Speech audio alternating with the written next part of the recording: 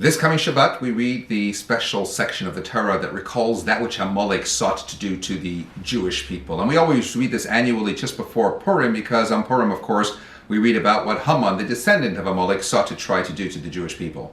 But it begs a bigger question as to what is the significance of remembering that which Amalek looked to do to us all these many years on. What is the relevance of it to my own personal life? Kabbalah, Jewish mysticism, points out that the Hebrew word Amalek has the same numerical value as the word Safek, which actually means doubt. In the biblical story, what Amalek really looked to do was sow doubt into the fervor and the passion of the Jewish people that are now emerging anew into nationhood. And in that sense, Amalek is a very real concern in our own lives, because doubt, Safek, it's a crippling mindset. Walking around unsure of yourself, of your goals, of where you should be at or what you should be doing, constantly grappling with what it is you want out of life and always struggling to determine what it is that life wants out of you, that's one of the greatest nemesis of the human experience. One of the worst feelings in the world is having to doubt something that you otherwise thought was unquestionable. Doubt kills more dreams than failure ever will. And if, as the Talmud says, there's no greater joy than that of resolving doubt, we can appreciate how debilitating doubt is, and indeed how refreshing resolving that doubt will be. But how indeed do we remove such a threat? How do we in fact deal with a plague so endemic in our lives? Says the Torah, the mitzvah is to remember and indeed eradicate every remnant of Amalek. Look the enemy square in the eyes and find the weakness within, because every adversary has a weak spot. The challenge is to find that weak spot and to strike at it. Whenever you find yourself doubting how far you can go, just remember how far you have already come. Remember everything you have faced. Remember all the battles that you've already won. Remember all the fears that you have already managed to overcome.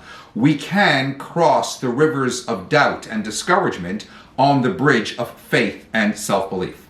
You know, there's a particular episode in the Megillah which personally resonates with me more than anything. It's when Mordechai asks Esther to go to the king and plead on behalf of the people. And Esther in turn responds saying, but nobody could go to the king without having previously been called to him.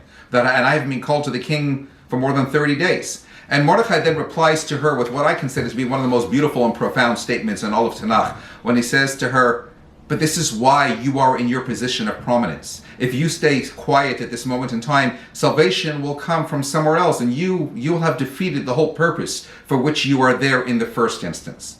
In other words, Esther doubts herself. I can't do this.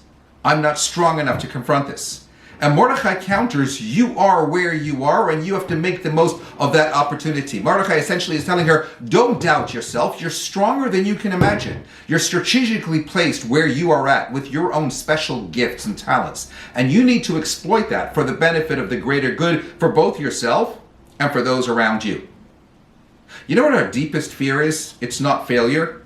It's success. Our deepest fear is not that we are inadequate. Our deepest fear is that we're powerful beyond measure. It's our light, not our darkness, that most frightens us. And we ask ourselves, who am I to be brilliant, to be fantastic, to be so talented? Actually, who are you not to be?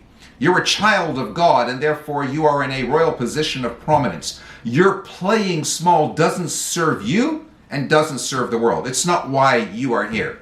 We're all meant to shine. We're born to unleash that incredible godly spirit within. And as we let our light shine, then we're able to illuminate the lives of all those around us. As we are liberated from our own doubts and fears, our presence automatically liberates others as well. So yes, this Purim, make sure to remember that which Amalek did. Confront the doubts within. Haman, Amalek, they're symbolic of the struggles that we endure and the doubts that we encounter in facing them. But eradicate Amalek, says the Torah. Get rid of Haman. Get rid of those doubts. Let your true self shine forth and go on to conquer your world. Shabbat Shalom and happy Purim.